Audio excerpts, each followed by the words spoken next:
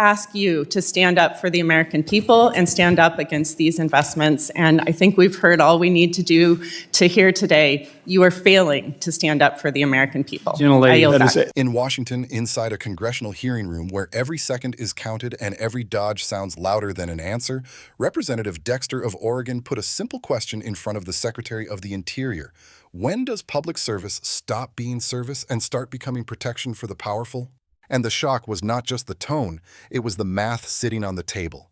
A proposed $1 billion cut to the National Park Service, a reported 32% reduction, placed right beside a reported $1 billion line item for White House upgrades and Trump's Ballroom, while America's national parks remain one of the few public treasures supported by nearly everyone.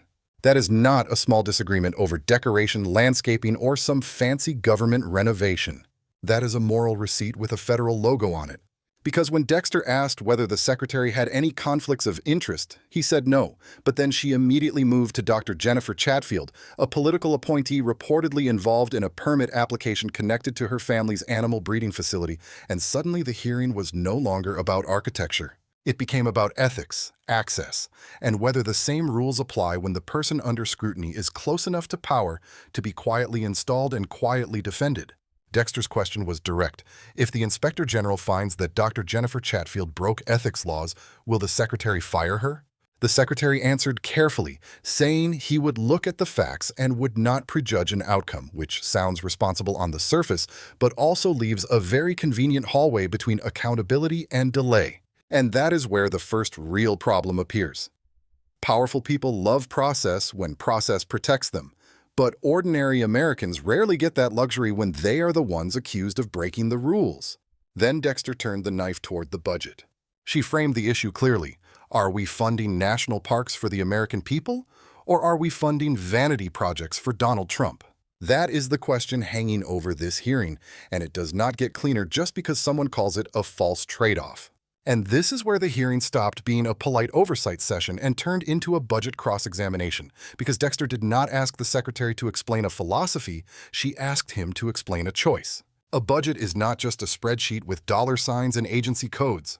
A budget is a confession. It tells the country what a government protects when nobody is clapping, what it sacrifices when nobody is looking, and which promises suddenly become too expensive when regular people are the ones waiting for help. So when Dexter placed a reported $1 billion for White House upgrades and Trump's Ballroom beside a proposed $1 billion cut to the National Park Service, she was not playing a word game. She was asking a brutal, simple question. How does a government find money for marble, ceremony, and political branding, but suddenly discover discipline when the bill comes due for rangers, trails, forests, wildlife, visitors, families, and public land? That is why the phrase false trade-off landed so badly, because it sounded less like an answer and more like a shield. The secretary said it was a false trade-off, but Dexter's point was sharper than that. Budgets are values documents, and when two numbers sit across from each other like matching fingerprints, the public has every right to ask what those numbers reveal. $1 billion here, $1 billion there. One side tied to the grandeur of executive power, the other tied to the parks that belong to every American, not just donors, officials, contractors, or people invited into a ballroom. That contrast is not imaginary. That contrast is the whole case.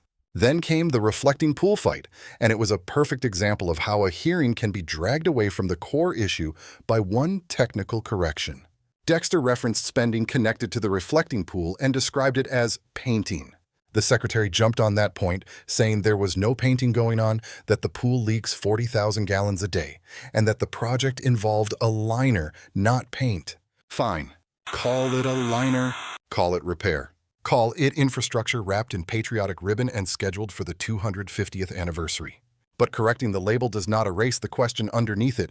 Why are symbolic upgrades moving with urgency while the National Park Service is staring at a massive proposed reduction? That is the trick the public has to watch for. A witness can win a small factual skirmish and still lose the moral argument. The secretary may have been right to correct the word paint, but Dexter was pressing something bigger than paint. She was pressing priority. She was pressing whether the Department of the Interior under this leadership is willing to stand between public lands and political vanity when the two collide. And that is why her repeated question mattered. When is it enough? At what point does a cabinet secretary tell Donald Trump no? Not "we will review the facts." Not "there are security considerations." Not "this is a false trade-off." Number. A real answer would have sounded like this: the parks come first, the public comes first, the people who use these lands come first, and any luxury upgrade must be justified after essential services are protected. But that answer never came cleanly. Instead, the Secretary moved toward defense, context, and correction, which is what officials do when the central point is too damaging to touch directly. He talked about the Great American Outdoors Act. He said President Trump would sign reauthorization that would invest billions in national parks. He said thousands and thousands of people had been hired into the national park system. Those statements may be designed to sound reassuring, but they do not dissolve the contradiction Dexter placed on the table. Because the question was not whether any money anywhere has ever gone toward parks. The question was whether this budget, this moment, this administration, and this secretary are choosing public land over presidential self-decoration when the numbers force a choice. That is the prosecutorial frame. You do not let the witness escape into the best paragraph of his resume. You bring him back to the line item. You bring him back to the cut.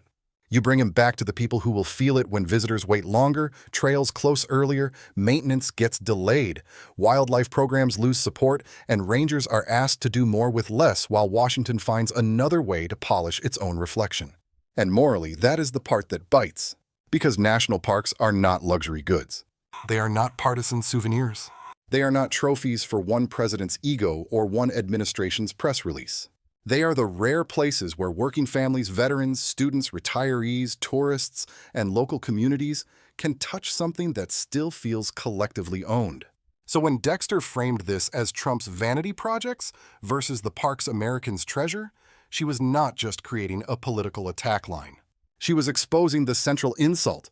The government can always describe sacrifice as responsibility when the sacrifice is demanded from the public, but when power wants a monument, suddenly the money starts behaving like it was there all along.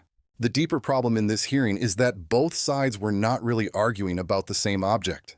Dexter was arguing about public priorities. The secretary was arguing about technical accuracy, procedural context, and whether the premise was fair. And that difference matters, because in a hearing like this, the person who controls the frame controls what the public remembers. Dexter wanted Americans to remember one image: national parks facing a massive cut while Washington pours money into projects that look, smell, and sound like presidential vanity.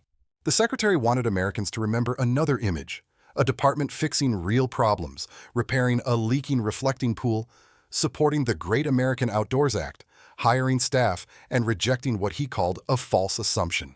That is not a small difference in wording. That is the battlefield. Because once Dexter said the reflecting pool project was tied to a no-bid contract and described it as painting, the secretary seized the opening. He said there was no painting, that it was a liner, and that the reflecting pool was leaking 40,000 gallons a day. On one level, that correction matters, because facts matter, and a serious argument should not depend on sloppy wording. But on the larger level, that correction also became a way to avoid the heavier question: why does the public keep hearing urgent explanations for prestige projects, while ordinary public services are told to tighten their belts? That is why this exchange had such a strange rhythm. Dexter kept pulling the hearing back to the $1 billion figure. The secretary kept trying to broaden the frame to security, repairs, prior administrations, and investments in parks. Each time she asked whether he had stood up to Donald Trump's spending priorities, he pushed back against the premise. And each time he pushed back, the unanswered question grew louder. Because there is a difference between saying this specific claim is inaccurate and saying the American people are wrong to worry about the direction of this budget. Those are not the same thing. The secretary may have had a valid point about the reflecting pool needing repairs. He may have had a valid point that old renovations under previous administrations created problems too. But none of that automatically answers why a government can entertain a billion-dollar White House upgrade conversation while proposing deep cuts to the agency responsible for the parks Americans actually use. That is the moral gap Dexter was trying to expose. And it is a gap big enough for the entire hearing to fall into. Then the exchange moved into staffing, and again the secretary tried to present confidence. He said they had hired thousands and thousands of people into the national park system. That sounds strong until you remember Dexter's question was not simply, "Have you ever hired anyone?" Her question was closer to this: How many rangers need to lose their jobs? How many services need to shrink? How many public lands need to be strained before someone in power admits that the priority structure is backwards? That is where the public should pay attention, because officials often answer the easiest version of a hard question. They take a question about cuts and answer with a number about hires. They take a question about values and answer with a program name. They take a question about standing up to power and answer with a procedural promise. That may sound calm in the room, but outside that room, it feels like smoke. And Dexter's accusation at the end was not subtle. She said the secretary was failing to stand up for the American people. The secretary called that completely and totally false. That moment was the ethical collision point. Because maybe he sincerely believes the accusation is unfair. Maybe he believes the department is protecting parks while also handling necessary federal projects. But the weakness in his position is that he never gave the clean sentence Dexter was demanding. He never said clearly and forcefully that national parks must take priority over any White House vanity project, no matter who wants it. And in politics, the missing sentence often matters more than the spoken paragraph. What was said was technical, defensive, and carefully shaped. What was not said was simple. No president's image should come before public land. That absence is why the hearing sticks. Not because every claim was perfectly polished. Not because every phrase from Dexter was beyond challenge. But because the central contrast was too obvious to bury under procedural dust. Power gets explanations, repairs, upgrades, ceremonies, and legacy projects, while the public is told that cuts are responsible governance. And when Representative Dexter forced that contrast into the open, she turned a budget hearing into something much more uncomfortable. She turned it into a question of whether the Department of the Interior exists to protect America's land or to protect the political comfort of the people standing closest to the Oval Office. And that is why this hearing cannot be dismissed as another partisan food fight, because the real lesson is bigger than Donald Trump, bigger than one ballroom, and bigger than one cabinet secretary trying to survive 5 minutes of questioning. The real lesson is that public money always tells the truth before politicians do. When a government says it must cut the National Park Service by $1 billion, that is not just budget discipline. That is a statement about whose experience can be reduced, whose parks can wait, whose trails can decay, whose rangers can be stretched, and whose children can inherit a weaker version of something they were promised would be protected. And when that same political system appears ready to entertain massive spending around White House upgrades, ceremonial construction, security-framed prestige projects, or anything that looks like a monument to executive power, Americans have every right to ask whether the system still knows the difference between serving the public and decorating authority. My view is simple.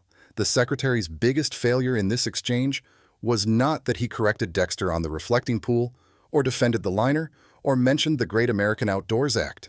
His biggest failure was that he never gave the morally obvious answer. He never looked at that contrast and said, without legal fog or budget smoke, that public lands must come before political vanity. He never made the room believe that the parks were non-negotiable. He sounded like a man defending a file, not a man defending a national inheritance. And that matters because national parks are not just scenery. They are proof that some things in America are supposed to belong to everyone. They belong to the family driving 6 hours to see a canyon they have only seen in pictures. They belong to the veteran looking for quiet, the student learning conservation, the local town depending on visitors, and the ranger doing underpaid work because the land still matters.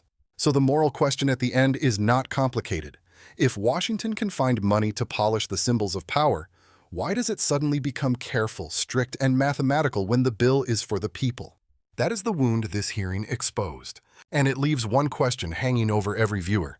If the government cannot protect the places that belong to all Americans, then who exactly is it protecting? If this exchange made you question where the money really goes, hit like, drop your thoughts in the comments, share this video, and subscribe for more breakdowns that follow the evidence, not the excuses.